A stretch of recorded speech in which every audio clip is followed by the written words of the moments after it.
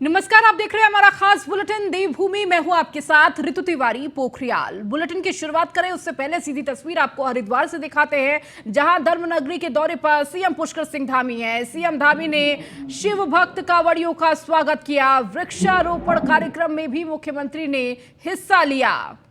तो ये तस्वीर आपको हरिद्वार से दिखा रहे हैं। तो देखिए, सावन का मौसम है और इस वक्त कांवड़ यात्रा में लगातार बड़ी संख्या में कांवड़िए जा रहे हैं और इस दौरान सीएम पुष्कर सिंह धामी कांवड़ियों से मुलाकात करते हुए उनका स्वागत करते हुए, और देखिए ये अनोखी तस्वीर उत्तराखंड से आज की, यह सबसे खूबसूरत तस्वीर आपको दिखा रहा है किस तरह से कांवड़ियों की पैर धोकर उनका स्वागत कर रहे हैं। एक एक कांवड़ियों से मुलाकात कर रहे हैं, पैर धोकर उनका स्वागत कर रहे हैं। और देखिए कांवड़िए जो मौजूद है वो भी मुख्यमंत्री को आशीर्वाद दे रहे हैं और ये कितनी खूबसूरत तस्वीर आपको इस वक्त उत्तराखंड से दिखा रहे हैं। और कहीं ना कहीं कांवड़ियों में भी उत्साह, मुख्यमंत्री से मुलाकात और मुख्यमंत्री खुद उनका पैर धो रहे हो तो आशीर्वाद कहीं ना कहीं दिल से निकल ही जाता है। और देखिए इस वक्त कांवड़िए भी मुख्यमंत्री को आशीर्वाद देते हुए और सीएम पुष्कर सिंह धामी इस वक्त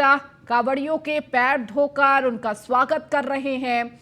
और ये तस्वीर आपको लगातार हरिद्वार से दिखा रहे हैं। तो सीएम धामी इस वक्त हरिद्वार में मौजूद हैं और यहाँ पर कांवड़ियों से मुलाकात की और अब पैर धो रहे हैं और उनका स्वागत कर रहे हैं। और देखिए लगातार किस तरीके से कांवड़ियों के स्वागत के लिए निरंतर धामी सरकार ये कोशिश कर रही है कि अधिक से अधिक सुविधाएं मिल सके, किसी भी तरह की कोई दिक्कत ना हो। जब कांवड़िए हरिद्वार आए तो किसी भी तरह की कोई परेशानी ना झेलनी पड़े, इसके लिए तैयारियां भी काफी महीनों पहले से की जाती है। और इसके साथ ही नई परंपरा भी शुरू हुई, जहां हेलीकॉप्टर से पुष्प वर्षा इन कांवड़ियों पर की जा रही थी और इसके आदेश दिए गए थे। जहां पिछली बार भी ये तस्वीर देखने को मिली थी, आज भी ऐसी तस्वीर देखने को मिली। और देखिए ये तस्वीर, अनोखी तस्वीर, जहां पर सीएम पुष्कर सिंह धामी तमाम कांवड़ियों के पैर धोकर उनका स्वागत कर रहे हैं। तो वृक्षारोपण कार्यक्रम में भी हिस्सा लिया सीएम पुष्कर सिंह धामी ने। तो हरिद्वार के दौरे पर है सीएम पुष्कर सिंह धामी और कांवड़ियों को लेकर विशेष तौर पर अधिकारियों को निर्देश भी देते रहे हैं, बैठक भी करते रहे कि किसी भी तरह की कोई परेशानी कांवड़ियों को नहीं होनी चाहिए, हर तरह की सुविधाएं उनको मिलनी चाहिए। और इन्हीं सुविधाओं, इन्हीं निर्देशों की एक खूबसूरत तस्वीर आपको दिखा रहे हैं। ब्यूरो चीफ हमारे साथ सुदीप जैन जुड़ चुके हैं। सुदीप, जिस तरह से सीएम पुष्कर सिंह धामी की ये तस्वीर आ रही है, सच मायने में जिस तरीके से लगातार कांवड़ियों को लेकर पहले से ही सजग सीएम पुष्कर सिंह धामी हमेशा देखने को मिलते हैं, आज जब उन्हीं कांवड़ियों से मुलाकात और उनके पैर धो रहे हैं।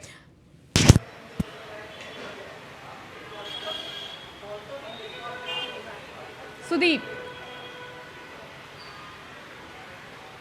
जी बिल्कुल, देखिए ये निश्चित तौर पर एक बहुत सुखद तस्वीर है।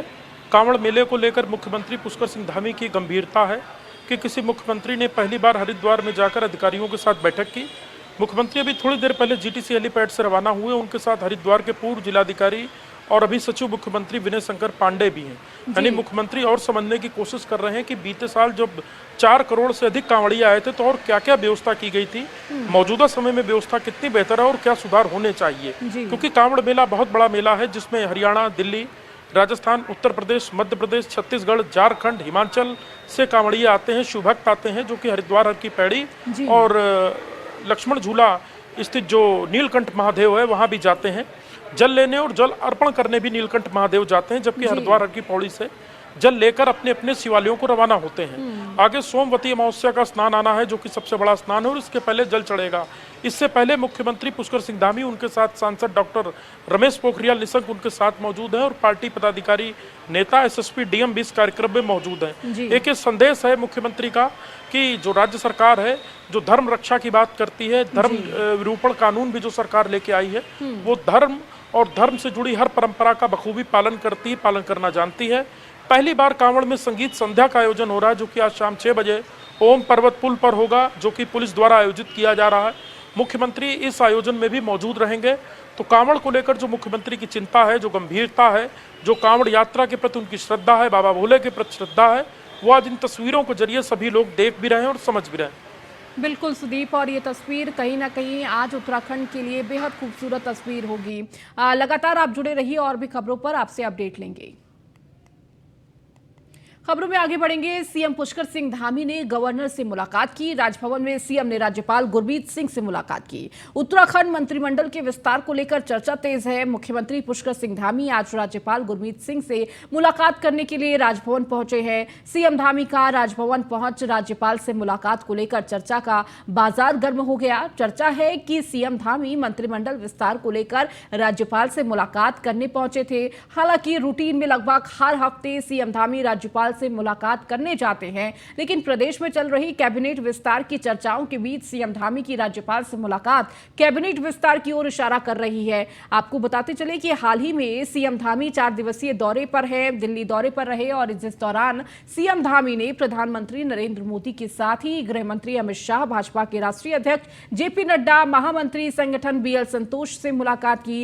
इन मुलाकातों के बाद से ही चर्चाएं चल रही है कि कभी भी मंत्रिमंडल का विस्तार किया जा सकता है। दरअसल धामी 2.0 सरकार के गठन के बाद से ही मंत्रिमंडल में 3 पद खाली चल रहे हैं, तो वहीं परिवहन मंत्री चंदन रामदास के निधन के बाद एक और मंत्रिमंडल का पद खाली हो गया है।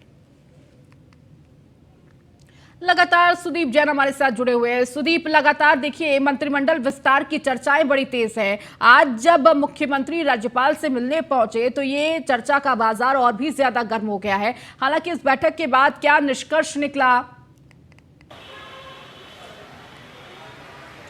जी देखिए, निष्कर्ष क्या निकला यही जानने हम लोग जीटीसी हेलीपैड पहुंचे थे। हालांकि मुख्यमंत्री मुस्कुराकर हेलीकॉप्टर की ओर चले गए।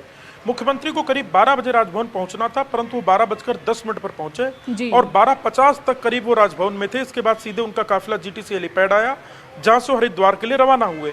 यूं तो मुख्यमंत्री कैंप से जुड़े लोगों का कहना है कि सामान्य शिष्टाचार भेंट है। 4 धाम यात्राओं को लेकर बीते दिनों राज्य सरकार ने यूसीसी पर जो निर्णय लिए हैं, इसके अलावा राज्य सरकार कल भूमि अतिक्रमण के खिलाफ जो निषेधाज्ञा लाकर आ रही है, जिसकी फाइल राजभवन को जानी है, यानी अतिक्रमण करने वाले को 10 साल की सजा होगी, इन विषयों पर चर्चा हुई है। परंतु जानकार ये भी बताते हैं कि जब मुख्यमंत्री बीते शनिवार को दिल्ली गए थे और मंगलवार शाम लौटे थे, इसके बाद से कैबिनेट विस्तार, कैबिनेट में फेरबदल की चर्चाएं इसलिए भी प्रबल हुई क्योंकि केंद्र में फेरबदल होना है और चुनाव से जुड़े अन्य राज्यों के साथ साथ उत्तराखंड में 3 पद खाली हैं और एक पद पर जो पूर्व मंत्री रहे चंदन रामदास, उनका निधन हो गया था, लिहाजा 4 पद खाली हैं। इस पर चर्चा हुई है। कुछ सूत्र ये भी कहते हैं कि अगले 2 से 3 दिनों में इस पर बड़ा निर्णय हो सकता है, क्योंकि भारतीय जनता पार्टी अपनी स्ट्रेटजी, अपनी अगली रणनीति का खुलासा नहीं होने देती। तो माना यही जा रहा है कि यह भी एक मुलाकात का बड़ा विषय होगा। हालांकि इसकी अभी आधिकारिक पुष्टि नहीं है। मुख्यमंत्री सीधे जीटीसी हेलीपैड से हरिद्वार रवाना हो गए। ठीक है सुदीप, आप लगातार जुड़े रहिए और भी खबरों पर आपसे अपडेट लेंगे। न्यूज़ 1 इंडिया पर उत्तराखंड की आज की सबसे बड़ी खबर भी आपको दे दें। भ्रष्टाचार पर धाकड़ धामी का एक और प्रहार देखने को मिला है। आयुर्वेद विश्वविद्यालय के वित्त नियंत्रक को निलंबित किया गया। अमित जैन को सीएम पुष्कर सिंह धामी ने सस्पेंड किया है।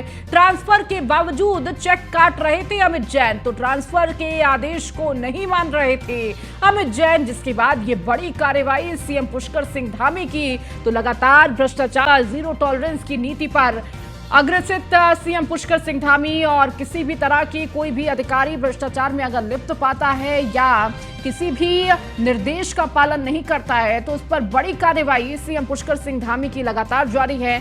सुदीप हमारे साथ लगातार जुड़े हुए हैं। सुदीप, देखिए भ्रष्टाचार को लेकर जीरो टॉलरेंस की नीति लगातार उत्तराखंड में देखने को मिल रही है और खुद सीएम पुष्कर सिंह धामी इस पर नजर बनाए हुए हैं और इसी को लेकर यह बड़ी कार्रवाई निलंबन की गई है। जी बिल्कुल, देखिए अमित जैन ये वित्त अधिकारी थे आयुर्वेद विश्वविद्यालय में। मुख्यमंत्री को जानकारी मिली कि इनका ट्रांसफर हो चुका है, बावजूद ये बैक डेट में चेक काट रहे हैं, पेमेंट इत्यादि के, भुगतान आदि के। और ये सभी को पता है कि एक बहुत ही सामान्य सा शिष्टाचार अब होता जा रहा है कि पेमेंट के एवज में कुछ न कुछ रकम ले ली जाए। जब आपका ट्रांसफर हो चुका है तब को आपको ये काम नहीं करना चाहिए। मुख्यमंत्री ने इसकी गोपनीय जाँच कराई और ये बात सही पाई गई। बिना देर किए मुख्यमंत्री ने अफसरों को निर्देश दिया कि जो ये आरोपी अधिकारी हैं जो ट्रांसफर के बाद अपने ज्वाइनिंग प्लेस पे नहीं गए, सरकारी कामकाज कर रहे हैं, निलंबित किया जाए। इनकी निलंबन की मंजूरी आते ही इनके निलंबन के आदेश जारी हो गए। थोड़ी देर में इसके आधिकारिक आदेश भी जारी हो जाएंगे। मुख्यमंत्री सचिवालय से जुड़े लोगों ने इसकी पुष्टि भी की है। तो एक और मुख्यमंत्री ने अफसर को निलंबित करे साफ संदेश दिया है कि भ्रष्टाचार के खिलाफ राज्य सरकार की जो जीरो टॉलरेंस की नीति है वो जारी रहेगी। उसी का ये परिणाम है, उसी का ये प्रतिफल है कि एक वित्त अधिकारी को भी निलंबित। ठीक है सुदीप, आप लगातार जुड़े रहिए और भी खबरों पर आपसे अपडेट लेंगे। उत्तराखंड के 4 जिलों में अगले 24 घंटों तक भारी बारिश की संभावना। टिहरी, देहरादून, पिथौरागढ़ और बागेश्वर जिले में तेज बारिश होगी। मौसम विभाग की ओर से इन 4 जिलों में अगली 24 घंटे तक ऑरेंज अलर्ट जारी कर दिया है। मौसम विभाग के निदेशक विक्रम सिंह के मुताबिक 9 जुलाई तक इन जिलों में मौसम ऐसा ही रहेगा। यहां तेज से तेज बारिश होने की संभावना है। फिलहाल 24 घंटों तक इन जिलों में ऑरेंज अलर्ट रहेगा। वहीं प्रदेश भर में भारी बारिश के चलते 127 सड़कें बंद पड़ी हुई हैं। जगह जगह पहाड़ी से पत्थर टूटकर सड़कों पर गिर रहे हैं। जनजीवन पूरी तरह से अस्त व्यस्त हो गया है। मानसून आगमन के साथ ही उत्तराखंड में भारी बारिश का सिलसिला जारी है। पहाड़ में करीब 100 छोटी बड़ी सड़कें बंद हैं, जिन्हें खोलने का प्रयास जारी है। तो गढ़वाल व कुमाऊं मंडल के 6 जिलों में भारी बारिश के आसार हैं। मौसम विभाग की माने तो चंपावत, देहरादून, हरिद्वार, चमोली, उत्तरकाशी और नैनीताल जिलों में आज भी रुक रुक कर मध्यम से अधिक भारी बारिश के आसार हैं। मौसम विभाग का अनुमान है कि एक पश्चिमी विक्षोभ का जो दबाव है वो उत्तराखंड के निकट बना हुआ है, जो कि लगातार बारिश दे रहा है। इस भारी बारिश के कारण जहां सामान्य जनजीवन प्रभावित है, वहीं सड़कें बंद होने से भी लोगों को परेशानियों का सामना करना पड़ रहा है। कल पिथौरागढ़ के दूरस्थ धारचूला तहसील में बादल फटने की घटना भी सामने आई, जिसका मार्ग अभी तक बंद है।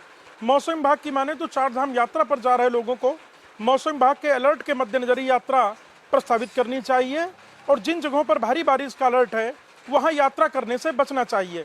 कैमरा सहयोगी अंजीत के साथ Sudeep Jain, news 1 India, Dehradun. Monsoon Pauri जिले में बारिश आफत बरसा रही है। जिले में 20 सड़कें जहां लैंडस्लाइड के कारण बाधित है, तो वहीं जिले के थालीसैंड क्षेत्र में बारिश के कारण एक सड़क का पुस्ता अचानक टूट जाने से वॉश आउट हुई सड़क से बस ड्राइवर ने जान हथेली में रखकर बस को पार करवाया। बस ड्राइवर ने पहले तो बस में सवार 25 यात्रियों को बस से बाहर उतारा और फिर बस को आधी टूटी सड़क पर सूझबूझ से पार करवाया। बाद में मानसून की बारिश का सबसे अधिक असर सड़कों पर दिख रहा है। लैंडस्लाइड की घटनाओं से यातायात प्रभावित हो रहा है। ऐसे में कई सड़कें बारिश के कारण धंस जा रही हैं। हमारी रोड कनेक्टिविटी है, प्लस पावर सप्लाई से रिलेटेड या वाटर सप्लाई से रिलेटेड इश्यूज हैं, या अगर किसी किस्म की कोई संभावनाएं हैं जल स्तर बढ़ने या वाटर लॉगिंग और उन सारे इश्यूज़ के चलते, तो उसको एड्रेस करने के लिए हमारी तरफ से निर्देश भी दिया जा चुका है, अलर्ट भी।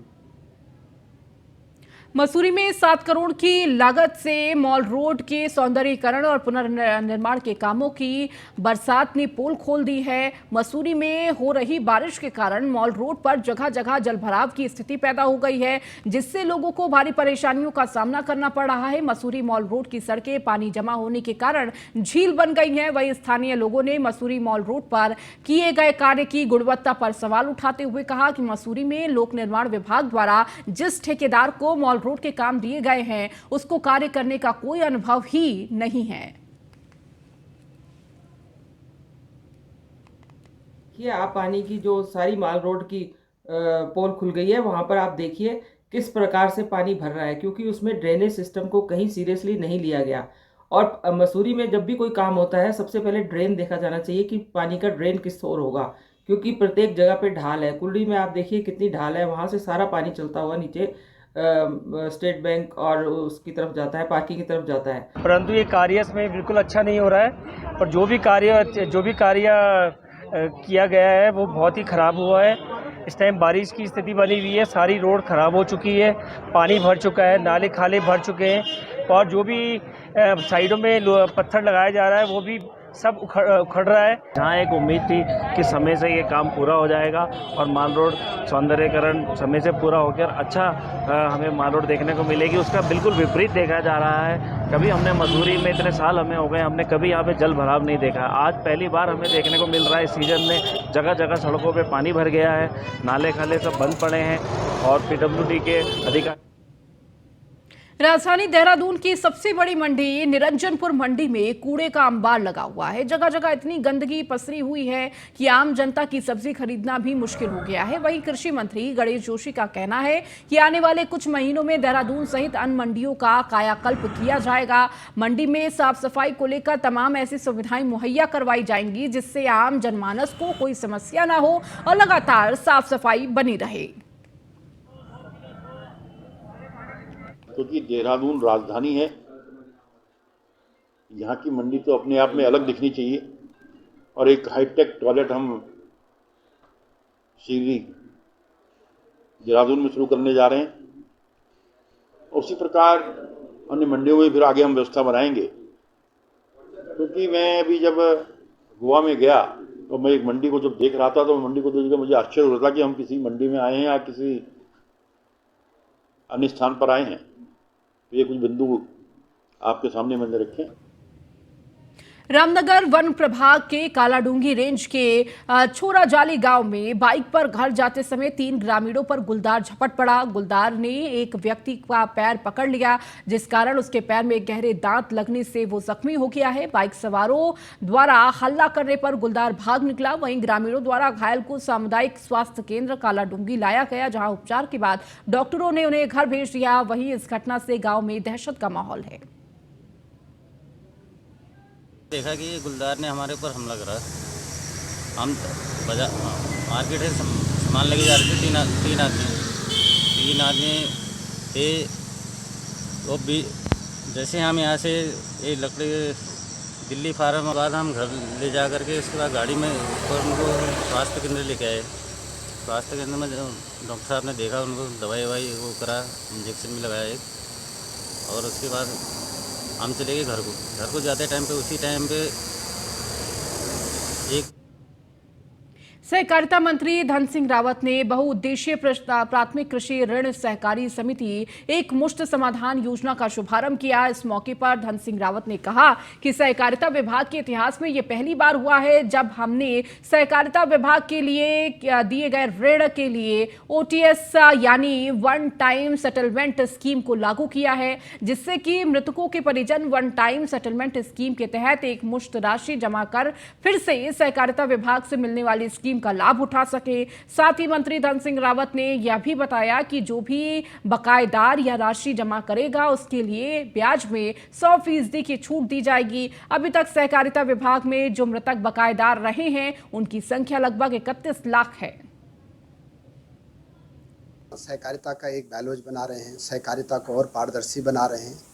इसी परिप्रेक्ष्य में उत्तराखंड सहकारिता विभाग जो है एक वन टाइम सेटलमेंट योजना आज लॉन्च करने जा रहा है, जिसमें कि सहकारिता विभाग जब से बना है उत्तर प्रदेश से लेकर उत्तराखंड राज्य तक लगभग 31,221 जो हमारे परिवार हैं मृतक, जिनके के घर से किसी ने भी हमारी सोसाइटी से ऋण लिया और उनकी डेथ हो गई है, उनका जो पैसा है वहाँ उनका कोई भी जो है रिश्तेदार हो चाहे जिसने भी उनके साथ वहाँ पे अपनी ज़मीन मोर्टगेज की हो, वो आप Rishikesh Karnaprayag railway line tunnel निर्माण में हो रही हैवी ब्लास्टिंग के चलते नरेंद्रनगर विकास खंड के कुंडिया गांव का जल स्रोत सूखकर गायब हो गया है। पेयजल पाइपलाइन का स्रोत गांव से 2 किलोमीटर दूर है, जहां पहाड़ी के रास्ते से पहुंचा जा सकता है। ऐसे में ग्रामीण बूंद बूंद पानी के लिए तरस गए हैं। गुस्साए लोगों ने यूकेडी नेता सरदार सिंह पुंडीर के नेतृत्व में पंचायत घर में बैठकर की और रेलवे विकास निगम के खिलाफ जमकर नारेबाजी भी की। पीड़ित ग्रामीणों ने चेतावनी दी है कि समस्या का निदान नहीं होने पर वे सड़कों पर आंदोलन के लिए मजबूर होंगे। सबसे बड़ी समस्या ये ग्राम पंचायत लुहेल की है, जो कुंडिया गांव का है। ये जो रेलवे टनल बनने से जो हमारा जो प्राकृतिक स्रोत है, जो कम से कम सैकड़ों साल पुराना प्राकृतिक स्रोत था, आज 15 दिन पहले सूख गया है। सूखने का कारण क्या है कि इन्होंने टनल बनाने में जो आपके जो ब्लास्टिंग प्रयोग किया है, उस ब्लास्टिंग से पूरी जमीन हमारी हिल गई और जो पानी के स्रोत कहीं का कहीं पहुंच गए हैं। कुछ कहाँ से लाएंगे हम पानी? अभी तो पानी बारिश का पानी है तो तब थोड़ा बहुत इकट्ठा कर लेंगे, फिर उसके बाद क्या करेंगे? पूरा गांव वाले परेशान हैं और हमें सरकार से ये निवेदन है कि हमें पानी की व्यवस्था की जाए। रेलवे टनल की वजह से हमें पानी की बहुत बड़ी समस्या हो चुकी है, तो कृपया सरकार से निवेदन है कि हमें पानी की जल्दी से जल्दी व्यवस्था करें। 15 दिन से हम बिना पानी के रह रहे हैं। बारिश का पानी है, बारिश का पानी से हम सिर्फ कपड़े और बर्तन धो सकते हैं, अपने बच्चों को नहला सकते हैं, बाकी खाने का पानी हमारे पास भी। हाईकोर्ट बार एसोसिएशन ने नैनीताल पहुंचे 7 सदस्यीय एनआईएम उत्तरकाशी का साइकिलिंग टीम का स्वागत किया। नैनीताल पहुंचे कर्नल भदौरिया ने बताया कि साइकिलिंग का मुख्य उद्देश्य भारत सरकार के उत्तराखंड के ऊंचाई वाले बॉर्डर क्षेत्रों में पलायन के चलते खाली होते गांवों को फिर से आबाद करना और पलायन कर चुके लोगों को वापस अपने गाँव लाकर उन्हें भारत सरकार द्वारा चलाई जा रही स्वरोजगार योजना से जोड़ा जा सके। उन्होंने कहा कि भारत सरकार की खाली होते गांवों को फिर से आबाद करने की इस पहल से बॉर्डर क्षेत्र में होने वाली घुसपैठ पर भी अंकुश लगेगा। कर्नल भदौरिया ने कहा कि बीते वर्ष उत्तराखंड में हिमालय की चोटियों में प्रशिक्षण प्राप्त कर रहे 11 लोगों के डिजास्टर में अपनी जान गंवा दी थी, जिसके नामों से 11 चोटियों के नाम रखे जाएंगे, जिनमें 9 गढ़वाल 2 कुमाऊं की चोटियां चयनित कर ली गई हैं, जिन्हें जल्द ही फतह कर उन चोटियों के नाम रख दिए जाएंगे। लास्ट ईयर 4 अक्टूबर को डिज़ास्टर हुआ था, जिसमें कई लोगों ने अपनी जान गंवाई थी। उसमें से जो 11 जो ट्रेनीज़ थे वो उत्तराखंड के थे। उन 11 ट्रेनीज़ में से 9 गढ़वाल के थे और 2 कुमाऊं के थे। तो अभी हमारा अगला एक्सपीडिशन का प्लान ये है कि अभी हमने आइडेंटिफाई कर लिए हैं पीक्स। 9 गढ़वाल के लड़के थे, तो 9 पीक्स हमने गढ़वाल में आइडेंटिफाई करी है और 2 लड़के ट्रेनीज़ जो थे वो कुमाऊं के थे, तो 2 पीक्स हमने कुमाऊं में आइडेंटिफाई करी। पहाड़ों की रानी मसूरी में एक बार फिर न्यूज़ 1 इंडिया की खबर का असर हुआ है। मसूरी में बूचड़खाने में प्राकृतिक नाला बंद होने के बाद लोगों के घर में बरसात का पानी घुसने से जनता को हो रही परेशानी को लेकर खबर को प्रमुखता से दिखाया गया था, जिसके बाद एसडीएम मसूरी नंद कुमार ने मसूरी नगर पालिका के अधिशासी अधिकारी राजवीर चौहान और स्वास्थ्य विभाग के अधिकारियों के साथ बूचड़खाने क्षेत्र का स्थलीय निरीक्षण किया गया और क्षेत्र की जनता की समस्याओं को जाना। एसडीएम ने छावनी परिषद और नगर पालिका परिषद के अधिकारियों के साथ प्राकृतिक नाले का निरीक्षण किया और नाले की रोज सफाई करवाने के निर्देश दिए हैं। साथ ही नाले के ऊपरी छोर से ही जाल लगाने की बात कही गई है ताकि कूड़ा और मलबा नीचे हिस्से में न लगे।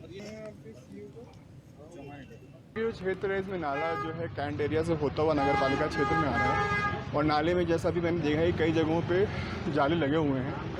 तो उसके कारण ये है कि अगर कैंट जो है उसको क्लीन नहीं करेगी तो वो चौक होगा नीचे भी। तो इसमें पूरा निरीक्षण किया गया है। कैंट और नगर पालिका को दोनों को डायरेक्शन दिए गए हैं कि तत्काल जो है सारे नाले की सफाई और जालियों की सफाई हो। इसमें जो नाला ही आ रहा है बूचड़खाने में, इसमें ऊपर से कैंट अमेंडमेंट बोर्ड और नगर पालिका की सीमा से स्टार्ट हो रहा है। तो लोगों को देखा जा रहा है प्राय के नालों में लोगों द्वारा गद्दे गुद्दे और घर के सारा कूड़ा कबाड़ डाला जा रहा है, जो आगे जाके हमारे जालों में फंस जा रहा है। कल भी ऐसी हुआ, बरसात आई तो कुछ कबाड़ और मलबा फंस गया, उससे पानी ओवरफ्लो होकर लोगों के घर पे आ गया। उसका हमने निस्तारण करा दिया। कैंट को कह दिया गया है कि समय समय पर सफाई करें। इसमें ज़्यादातर नालों के ऊपर लोगों का कब्जा किया हुआ है। भविष्य में अगर ऐसा लगता है कि ओवरफ्लो पानी ज़्यादा आ रहा है तो हो सके कब्जा हटाए सके। अभी एसडीएम सर ने और ये साहब ने निरीक्षण किया है, पूरा निरीक्षण किया गया है। वो जो प्रॉब्लम आ रही है, जो कैंट से कूड़ा आता है वो हमारी नगर पालिका की जो जाल लगे हुए उसमें फंस जाता है। समय समय पर हमारे कर्मचारी सफाई करते हैं, लेकिन जैसे ही सुबह बारिश हुई तो वो मलबा इतनी तेजी से आया कि वो वहाँ अटक गया। उसने पानी ने जो दूसरा फ्लो लिया है उसकी वजह से वहाँ पर पानी गिरा है। लेकिन एसडीएम साहब ने हमें आश्वासन दिया है और हमारे ये साहब भी कि ये साफ हो जाएगा और कैंटोनमेंट बोर्ड से भी बात। चलिए, इस बुलेटिन में फिलहाल इतना ही। बने रहिए न्यूज़ 1 इंडिया के साथ।